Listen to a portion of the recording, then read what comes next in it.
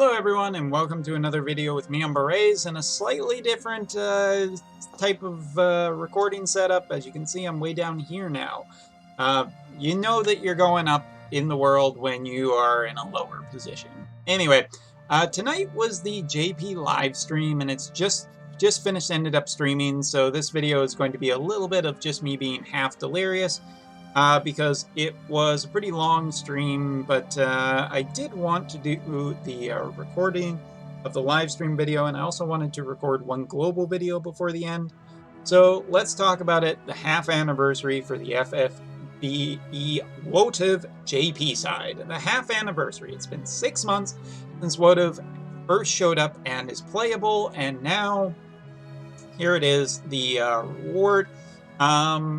I gotta say that overall, before we get into this video, I'm gonna say that my overall impressions for the half anniversary so far have been pretty disappointing. I'm gonna talk, so like overall, I definitely had some expectations for what we were going to be getting based on, you know, how much I thought the game has been doing and everything like that. But as you know, COVID-19 is affecting a lot of stuff. Today we saw it in Brave Exvius that COVID has affected the production qualities there too. So yeah, I'm not entirely it's not like I'm not understanding about the fact that you know, there's probably a fair bit of stuff going on that is just really affecting how much content they get out. But I'm still pretty surprised that the half anniversary event seems to be pretty lackluster. The live stream really didn't do much to establish that. But let's get right into it. First of all, I'm going to talk about what is coming for the first half anniversary live stream. There's a way to say that, and my brain is just so tired. Anyway. So first of all, the half anniversary will have a special login bonus going from the 14th to the 21st, about 2,800 Visior plus some extra bonuses, you know, upgrading cards, gold, all that good stuff. So that's always nice. There's also going to be a favorite character vote, and this is pretty interesting because the favorite character vote will be running from now, literally right now, until the end of the month for people on the JP side to vote. And what's interesting is that basically every character is up for grabs on this.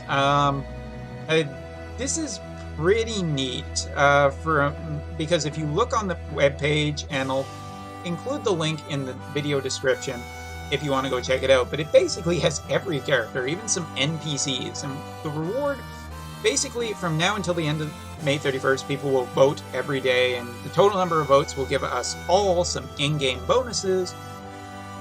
But at the end of May, they're going to tally it all up, and at the end of July, they are going to announce what character will win, and that character will get a special character, like an actual in-game separate character. It's probably going to be, you know, paid for by Lapis and all of that. Like, it'll be a regular banner, but it's pretty cool. Basically, any character in the game that is not a collaboration character or an FFBE from the other game, like Rain or Fina, has a chance to get a new version of that character. So that's pretty darn cool overall, to let the fans choose which character. Although, you know, it is a popularity contest, so best of luck. Also, I'm going to give a shout out to Hadesin on Reddit, who made a fantastic summary of all the news, which I have used to cross-reference everything that I heard on stream, just to make sure that I'm not getting it. So, give a shout out to him on the Reddits. But anyway, there will be a new event type, and this event type is basically a point type system. The way it works is we will be getting a new type of event that you farm up points. It is like a rank thing, and you spend those points in the gacha to get recipes. A ribbon accessory was shown off as the first thing. We didn't really get a ton of details or really shown on stream, so I can't really talk too much about it. It's just going to be a new type of event to farm from. And it is, going forward, sounds like it will be just the other type event. Yeah, although interestingly, still just trying to get more stuff to craft things with. Other than that, there was a pretty big thing on stream. I want to show this off. This was the commercial that they are using and that will be playing in Japan for FFB. We got a hint of this earlier, of this animation that was used. It also has its own theme. They actually got a Japanese recording artist to do a theme, like WOTV has its own theme. That's pretty cool. I've always enjoyed WOTV for some of the nice production quality content they have. And this is very much the same thing. I feel like this is pretty nice. Now, before we talk about the new unit that will be the next banner for JP, I'm also going to make mention of some other stuff that will be coming in the future for banners. First of all, Glaciella, the Wazette Princess, she will be a very soon banner. Well, okay, they said soon, but I'm assuming that she'll be the next FFB WOTV character banner, probably after our next mystery one that I'm teasing so ever so much. There will also be it was also talked on stream that there will be an FF7 collaboration. It will happen, but not just yet. It could be that it is the next one. They were pretty vague about it, but FF7 could be pretty soon in WOTV, so hang on to your butts. Maybe start a small, busier saving for the future. But there you are. There's the animation. I actually really like it. It's pretty cool to see a lot of the characters animated in this style, and the style is actually pretty I want to say, like, it's a little bit unique, like in the sense that it's some of the character exaggerations and whatnot. Anyway, so yeah, I thought that was pretty cool that we ended up getting that. I wouldn't mind seeing that kind of animation in the future. And skipping ahead, this was also some news. JP will be getting some repeat on the limited time banners, specifically the Christmas units, as well as all of the limited time cards, including Valentine's Day and White Day. You're going to see Christmas Mashley as well as Christmas Ramada return for limited time for people who weren't able to max them out. This will be good for you.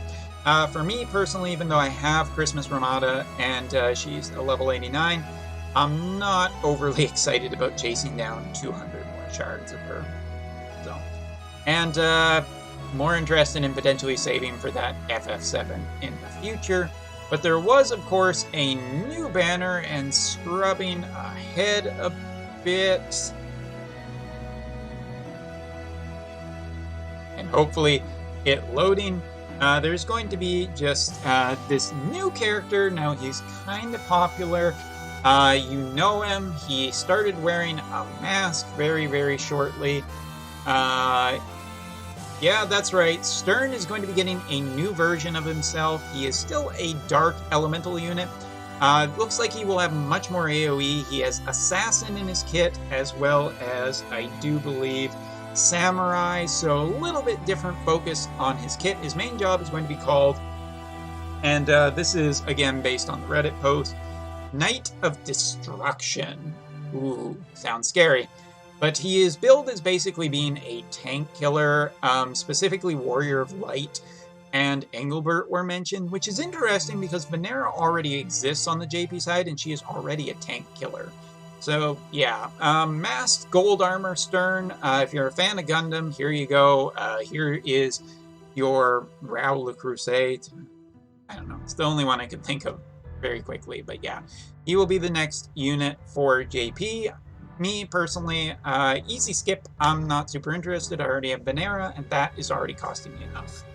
Other than that, live stream freebies for JP only. 600 armor and accessory books.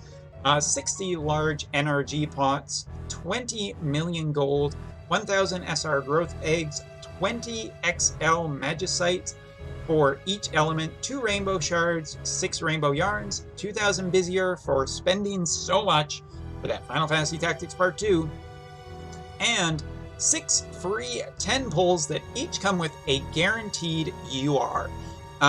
They are going to alternate. So the first day it's going to be a guaranteed UR character. Second day it's going to be a guaranteed UR vision card. Then character, then vision card, then character, then vision card. Total of 6 guaranteed URs. Anything extra you get over that, congratulations. So yes, and the last thing that was talked about for his future quality of life improvements, the JP roadmap for May will have the point quest. We've already talked about that new event type. Ability to set to pause when auto quest pops up a whimsy or a raid. This is pretty nice because it can be pretty hard to find out when you actually ended up getting the whimsy shop. And if you are farming for Agrius or Delita shards or whoever limited character, you want those whimsy shop notifications. So this is a good thing. We'll be able to set password for raid rooms, AI upgrades, smarter use of AoE abilities, unnecessary buffs and debuffs will not be used. Many things like that, prioritizing better movement, so that's all really nice.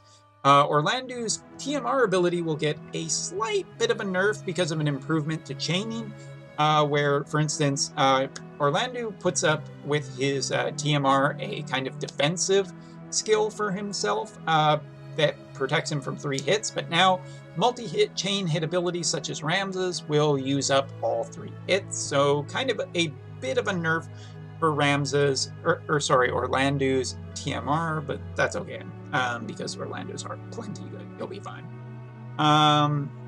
Continuing on, AI upgrade, if they are able to kill an opponent, they will choose a better option. Like if they have an option between using a ton of AP and a low amount of AP, they will use the lower AP option. That'll make AI just a little bit better. And do think they're doing something with the tutorial as well. In June, quite a few updates, but the big thing that I am going to talk about are 2 things.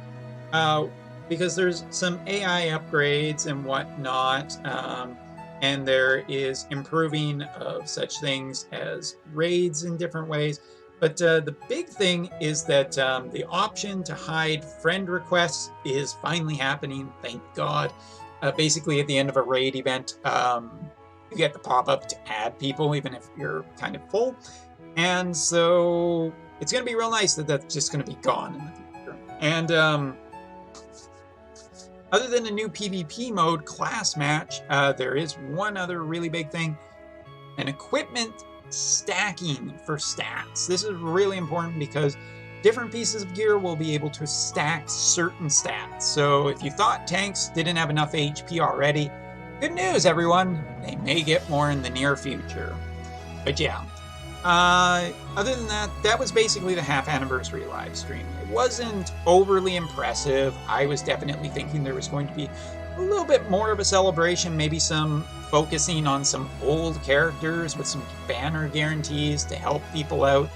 But that is not the case. Definitely no mention of universal shards or anything like that. So I guess we'll have to wait for the JP 1-year anniversary. But either way, kind of excited to hear mention that FF7 as well as Glaciella will be coming in the near future to some extent, because those are 2 things that I will be excited for. Praise Aerith. Alright, so that's everything for now. Hope you enjoyed watching it. Take care. See you in the next video.